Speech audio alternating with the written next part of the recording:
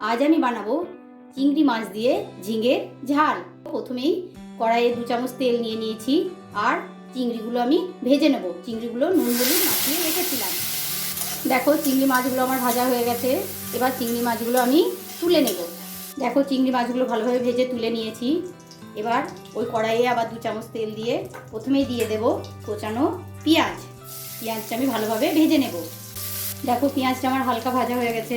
এবার এর মধ্যে দিয়ে দেবো আলু টুকরোগুলো। আমি আলুটা সরু সরু লম্বা লম্বা করে কেটে নিয়েছি, বেশ দেখতেও ভালো লাগে।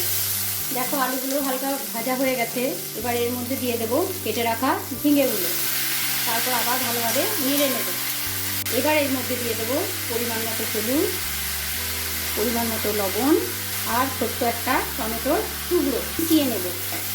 এখানে আমি গোটা সর্ষে, গোটা জিরে আর গোটা ধনে আর কয়েকটা কাঁচা লঙ্কা দিয়ে একটা পেস্ট বানিয়ে রেখেছিলাম, সেটা এর মধ্যে এবার দিয়ে দেব। দেখো মশলাটা দিয়ে দিয়েছি।